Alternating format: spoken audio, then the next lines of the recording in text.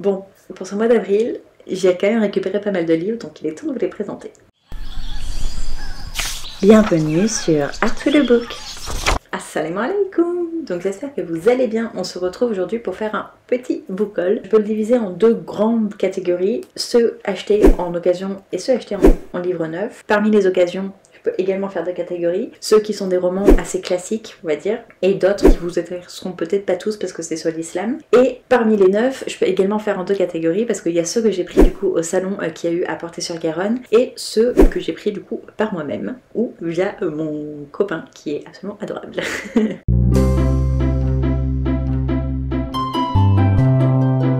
Donc on va commencer par les livres d'occasion. Donc j'ai d'abord pris Le désert des couleurs de Aurélie Wallenstein. J'ai envie de découvrir cette autrice depuis très longtemps, donc ce sera enfin l'occasion. Sachant que j'ai déjà un livre d'elle en plus dans ma pile à lire, donc Inch'Allah je vais enfin réussir à la découvrir. Dans cette histoire, tout ce que je me souviens, c'est que les grains de sable en fait justement du désert représentent en fait un souvenir. Je sais pas exactement ce qu'il en est fait avec ça, mais ça me tente énormément. En plus la couverture est absolument sublime. Scrinéo font toujours des couvertures incroyables, donc j'ai très hâte de le découvrir.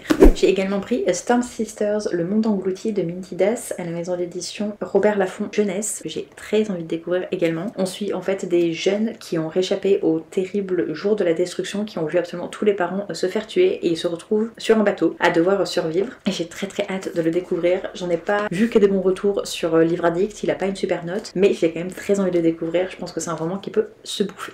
J'ai également pris L'éducation d'une fée de Didier Van Cauwelaert, je sais pas. Désolée, je ne sais pas prononcer son nom. À la maison d'édition Le Livre de Poche. Je trouve la couverture assez particulière, mais elle a su m'intriguer. Je sais pas le résumé, j'ai pas envie de le lire parce que cet auteur, j'avais déjà lu de lui Ceci, je ne sais plus comment ça s'appelle, et c'était hyper loufoque. C'était une histoire vraiment hyper originale, donc j'ai pas envie de me laisser influencer par le résumé et j'ai très envie de plonger dedans. J'ai également pris La rivière à l'envers, donc le premier tome de Jean-Claude Mourleva, parce qu'en ce moment, il n'arrête pas de passer sur mes pour toi ou parmi les gens que je peux suivre également. Donc j'ai très envie de découvrir du coup cette histoire. On suit un jeune homme orphelin, Tomek, qui a 13 ans, qui tient une épicerie dans son village et en fait un jour il y a une fille qui vient le voir et qui lui demande s'il a l'eau de la rivière Cujar, s'il peut la vendre, parce qu'apparemment elle l'empêcherait de mourir et commence du coup toute une quête. Et le premier tome est sur Tomek et le deuxième tome est avec le point de vue de la fille. J'ai très envie de le découvrir, donc Inch'Allah ce sera fait très bientôt. Et vu qu'il y avait un autre roman de cet auteur, je me le suis pris, donc L'Enfant Océan, donc toujours de Jean-Claude Mourleva à la maison d'édition PKJ. Dans cette histoire on suit en fait des enfants, Yann notamment et ses 6 frères aînés qui sont tous des jumeaux, qui un jour décident de fuir parce que leur père les a menacés de les tuer et ils savent pas trop pourquoi, mais ils sont comme guidés à aller vers l'océan. Donc j'ai très hâte de découvrir pourquoi, qu'est-ce qui se cache derrière cette histoire. Donc Inch'Allah ce sera lu très bientôt également. Un roman assez vieux, James et la grosse pêche de Roald Dahl à la maison d'édition Folio Junior. C'est pas un super état, mais bon, pour 1€ c'est pas très grave. Je pense pas avoir besoin de faire le résumé ici, au cas où. Ensuite James, qui a une existence bien malheureuse parce qu'il vit avec ses 2 tantes qui sont absolument horribles. Ses parents sont morts et un jour il y a un homme qui vient avec des lucioles un petit peu magiques. Une des lucioles rentre dans une pêche du péché et la pêche devient absolument géante. Et James va pouvoir du coup fuir un petit peu ses tantes grâce à cette pêche et découvrir les petits insectes qui sont ici. J'ai très hâte de découvrir la version livresque parce que j'adore tout simplement le dessin animé, donc très hâte de découvrir celui-ci. J'ai également pris Le cercle littéraire des épluchures de patates de Marie-Anne Schaffer et Annie Barrows à la maison d'édition 10-18. J'en ai entendu énormément de très bons retours, donc j'ai très hâte de me faire mon propre avis. Je sais plus exactement le résumé, tout ce que je me souviens c'est que c'est un rapport avec la guerre mondiale et justement un cercle littéraire, donc une sorte de book club, donc j'ai très hâte de le découvrir et de enfin me faire mon propre avis sur celui-ci. Et j'ai également pris L'apprenti épouvanteur de Joseph Delaney à la maison d'édition Bayard Jeunesse. C'est une série qui me tente depuis très longtemps. J'avais lu d'ailleurs ce premier tome il y a pas mal d'années maintenant, donc si j'arrive à me procurer du coup la suite, j'arriverai enfin peut-être à continuer cette saga qui m'avait plutôt plu pour ce premier tome, donc Inch'Allah ce sera à poursuivre. Dans cette histoire on suit un jeune homme qui est en fait le 7e fils d'un 7e fils, ce qui fait qu'il devient en fait l'apprenti de l'épouvanteur. Je me souviens pas de grand chose de plus, mis à part voilà qu'il y a cette histoire un petit peu d'épouvanteur et d'apprentissage de la magie. J'ai très hâte de le redécouvrir pour enfin lire la suite Inch'Allah. Les 4 romans concernant l'islam qui je sais ne plairont pas à tout le monde, n'intéresseront en tout cas pas tout le monde, ce sont ceux-ci. Donc c'est sur les 4 piliers de l'islam, donc sur le jeûne, sur la zakat, donc sur l'aumône, sur le pèlerinage et sur la prière. Voilà, c'est tout simplement des romans d'information, donc j'ai très hâte de les découvrir pour tout simplement parfaire mes connaissances sur la religion.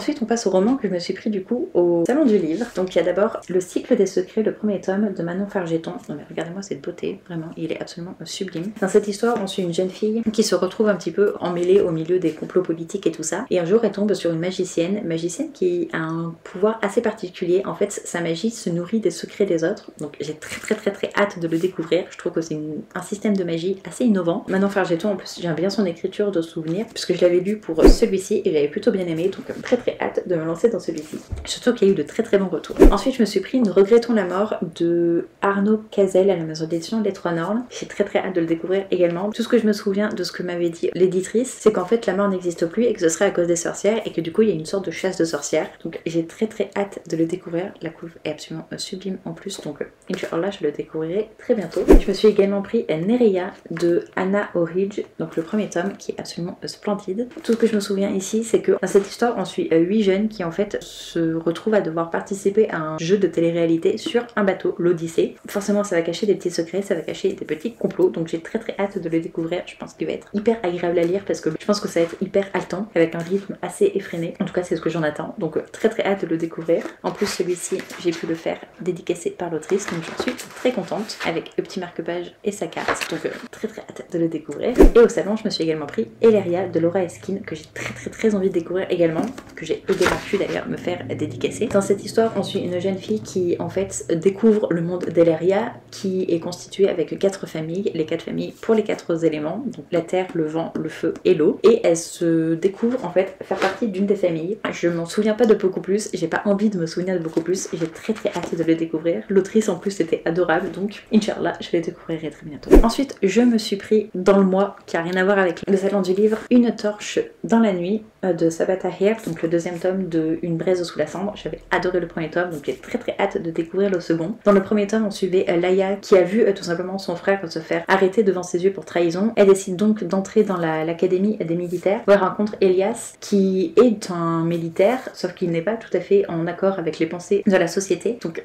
j'avais beaucoup aimé le premier tome, donc j'ai très hâte de découvrir le second, surtout que beaucoup disent qu'il est encore meilleur que le premier, donc Inch'Allah je le lirai en mai, en tout cas c'est ce qui est prévu.